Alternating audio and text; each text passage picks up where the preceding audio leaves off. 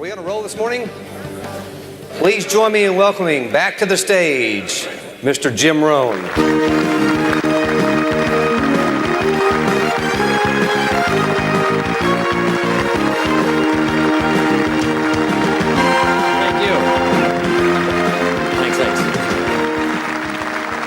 All right, it's a long ways up here from the back.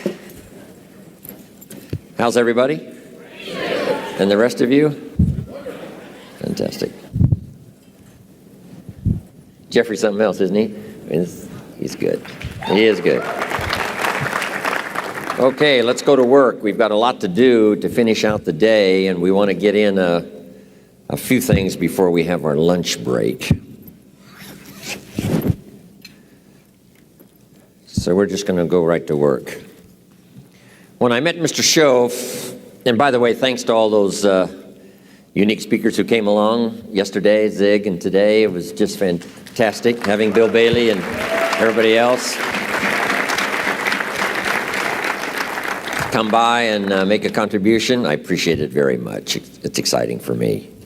Who would have thought the farm kid from Idaho would have such incredible friends, you know, gifted people who know how to share, and then to have all you come by, ambassadors of personal development, changing your life, setting goals, growing, developing leadership skills, affecting other people's lives. Here's one of the greatest things to develop in your lifetime, and that's influence. You know, it starts with our family if you start having children, but it also starts in school, teaching your kids to be influential, to try to persuade, you know, others to do the right thing, go the right direction, read the right books, you know, forget the temptations that might take you the wrong direction. Ambassadors of good thinking, ambassadors of, you know, positiveness, ambassadors of virtue, ambassadors of, you know, building your life, laying the foundation for things to come.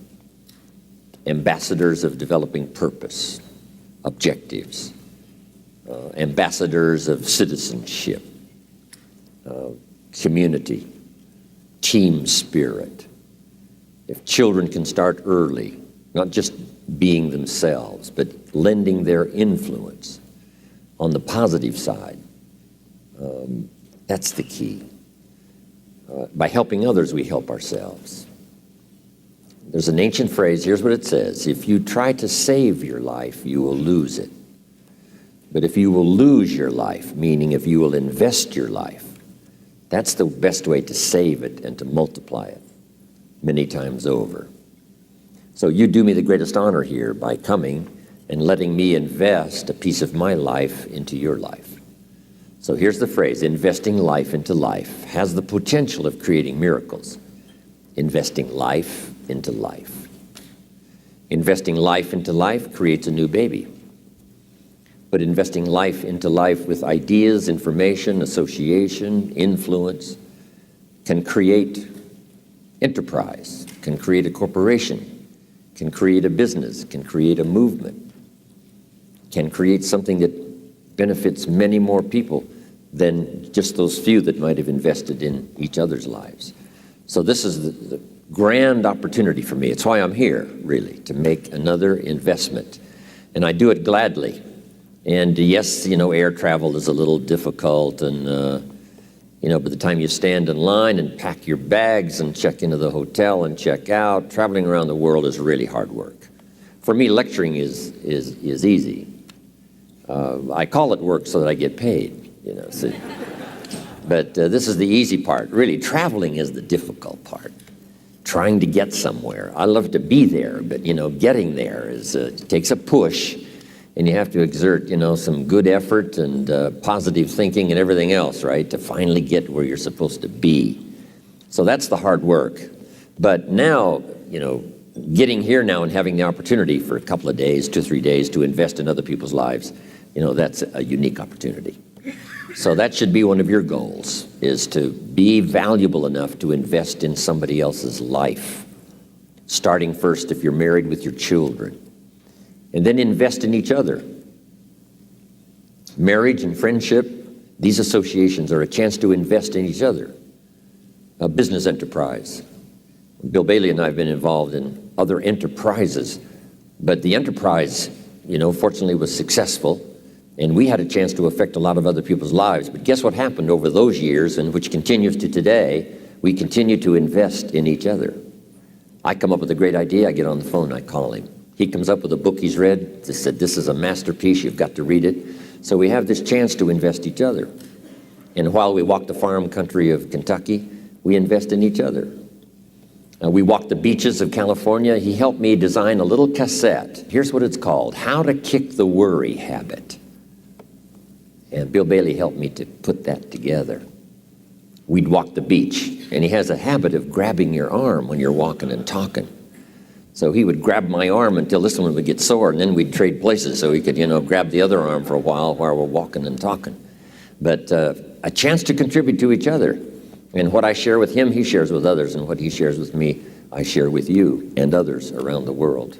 That contribution of sharing with each other, being influential, leadership, making a contribution to someone's life that no telling how far it may go from the time it starts.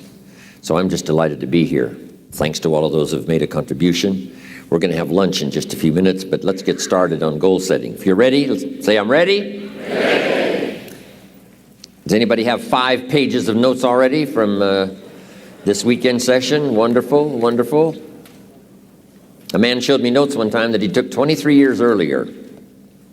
And he said, Mr. Rohn, I took these notes 23 years ago. Now I want you to sign them.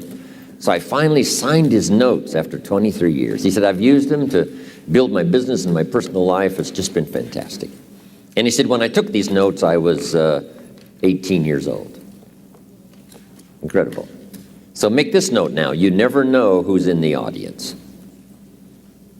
He was 18 years old, just a teenager. We shouldn't say just a teenager. He was a teenager. So you don't know who's out there that's going to make an impact on the world, that's going to do extraordinary things. So here's what you must always do. Always be sincere and always do your best, no matter who you talk to, because you just don't know. All those years ago in my audience in Orange County was young Tony Robbins, 17 years old, just a teenager.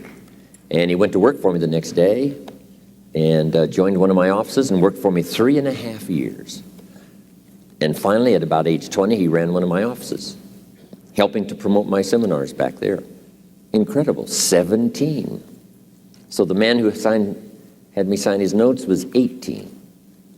About the same time I met Tony, I was doing a seminar in Los Angeles, and in my audience was a young man, 19 years old. His name was Mark Hughes. And Mark Hughes started an incredible company called Herbalife. But these were teenagers now. Mark Hughes, 19, Tony Robbins, 17, the man whose notes I signed, 18. So it's incredible. You just don't know who's there ready or when the timing is right. And I've just hoped that this weekend was the right time for you. So it's a chance to never be the same again after this weekend, only by choice. By choice you can still go do the same old things. But if this weekend has touched you by what you've heard, the communication from several voices, it's been important. So jot this down. It takes more than one voice to help us to see, help us to think, help us to make decisions, help us to evaluate. It takes a variety of personalities, messages, points of view, the weight of experience. If it comes from several sources, it can be just incredibly valuable when you sum total it. And I'm just happy to be part of this sum total of good voices for the weekend. Okay, let's talk about setting goals. When I first met Earl Schoaf, not long after we had met each other, he asked me, Mr. Rohn, maybe here's one of the best ways I can help you. He said, let me see your current list of goals and let's go over them and talk about them. He said, I've got the experience. And he said, let's do it. And I said to him, I don't have a list. He said, wow, you don't have a list of your goals? I said, no. He said, well, if you don't have a list of your goals, he said, I can guess your bank balance within a few $100s. which he did. And I thought, isn't that something? Then I said to him, you mean if I had a list of goals, it would change my bank balance? He said, drastically. So that got my attention. And all those years ago, I learned how to set goals. And so we want to talk about that today. And we're just going to get started before lunch, and we're going to finish after lunch when we come back. But now let's make these notes now on setting goals. The promise of the future is an awesome force. We look back for experience, but we have to look forward now for inspiration. And what gives us inspiration to get up in the morning and do our job, learn skills, develop all that we can possibly be, is the promise of the future. And it can be so powerful that it can overwhelm any adversary you might have, any difficulties you might have. Here's a key phrase: reasons make the difference in how your life works out.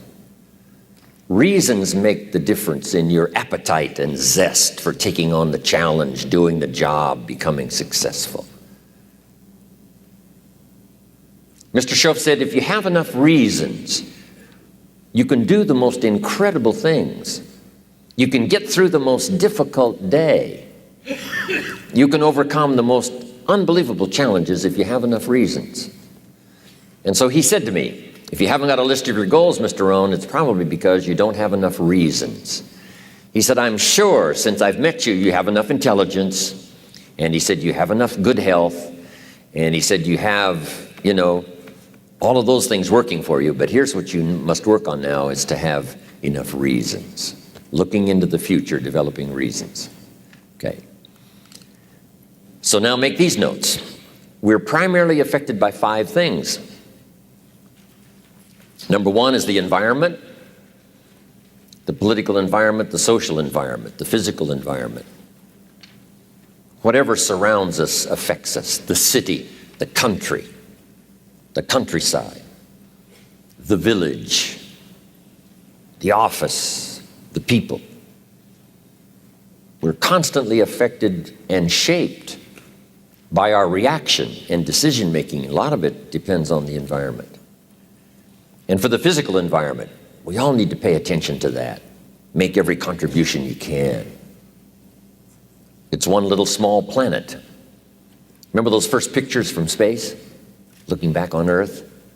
It looked so fragile. It looked so small. We thought, wow, so many people live there. How can that be? We must take care of it. It's, right now, it's the only planet we got. Do everything we can. My mama taught me those little things, right? Pick up, don't leave your trash.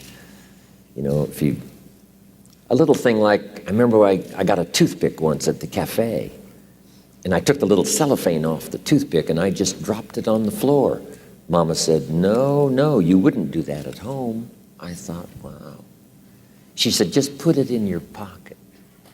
And then when you get home, you put it in the trash. And somebody said, well, what difference does that make? The little cellophane on the toothpick. Here's what makes the difference, the habit. And the habit makes the difference primarily for you. Now, yes, it makes a contribution, and a little small contribution by not leaving trash. But here's what it does mostly. Give you the incredible feeling of self-worth because you have good habits. That's the deal. The habit of turning out the lights when you're finished with your hotel room. You leave the hotel room, turn out the lights.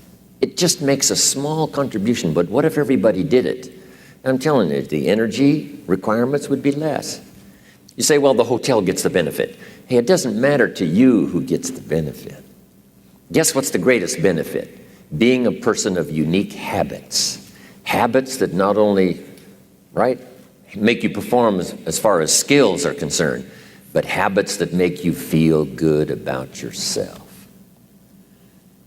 And then sometimes we get the question, why do it? And I got the best answer to that. Why not do it? If it's so easy to do, why not do all the easy things that make a contribution? And who knows what the total contribution could be if we all did it. But even if everybody doesn't, if you do it, and if I do it, It just makes us better human beings. It makes us feel better about ourselves. And if I know you do it, it makes me feel better about you. And if you know I do it, I think it makes you feel better about me. Say, wow, this man was taught some good things when he was growing up. I did a little television series not long ago, and here was the title of the talk, Things My Mother Taught Me. It was kind of interesting. My mother taught me, always eat before you go to the banquet, so you won't appear hungry when you get there. And then you can do which is most important, and that's to socialize. So rather than go to the banquet to make up for, a meal you haven't had, and eating everything in sight, not having any time to socialize and mingle with the people, Mama said, always eat before you go to the banquet. Wow, that's really good advice. Little things she taught me. Mama said what? Sit up straight? The reason she said that is because she had a vision of me sitting up straight, shoulders back, right? Chin down, look up, look everyone in the eye.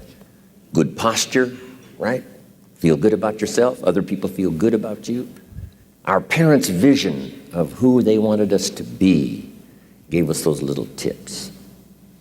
Who was it wrote the book, Everything I Needed to Know I Learned in Kindergarten? Thank you, please. Some countries of the world show unique respect. When I go to Mexico, I love to go to Mexico because they don't just say, hello, Jim Rohn. They say, hello, Mr. Jim Rohn. When they introduce me, they say, this is Mr. Jim Rohn. They don't say, this is Jim Rohn. It's just part of the custom. This is Mr. Jim Rohn. When I first came to the South, I remember just as a kid, and they said, yes, ma'am. Yes, sir. No, sir. I mean, where I was raised, we really didn't do that. But I think the more the South did it, the more it caught on, and now I'm beginning to hear that in a lot more places than just the South. Yes, ma'am. Yes, sir. Things my mother taught me. Things we can all learn. Helps make our lives better, helps make the world better, helps make people feel good about themselves, feel good about us. Incredible. So the environment, whatever little thing you can think of that gives you pride and joy in doing to make the contribution. As small as it may seem, you make it for what it does to the environment, for the people. But here's the biggest reason, for what it does for you.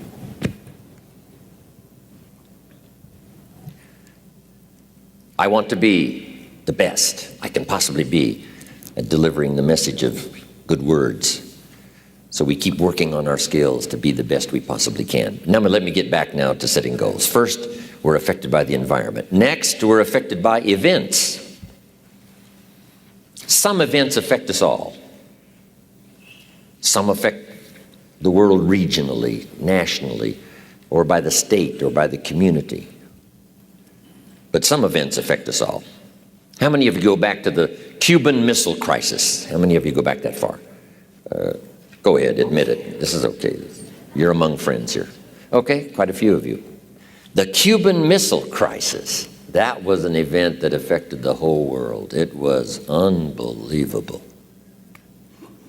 U.S. government finally wakes up one day and finds out that Khrushchev's got his missiles on the way to Cuba, and the sites are already prepared.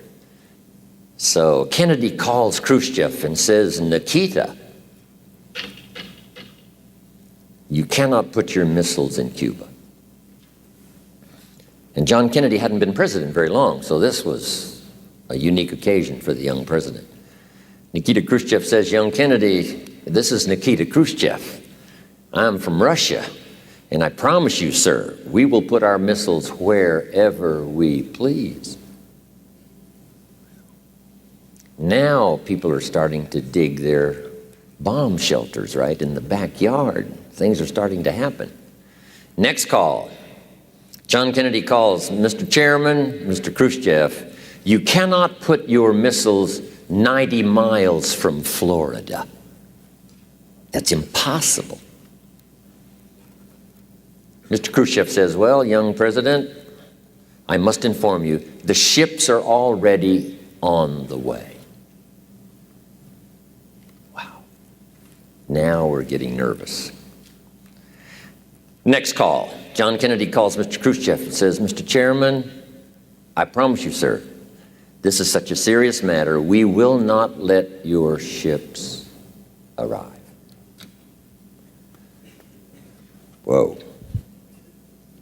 Khrushchev calls Kennedy, said, Mr. Kennedy, you must think this over, because if you mess with our ships and stop them on the way, it means war. Last call. Kennedy says, Mr. Khrushchev, I must assure you, sir, and this is for your sober consideration, if it is war, Russia will cease to exist.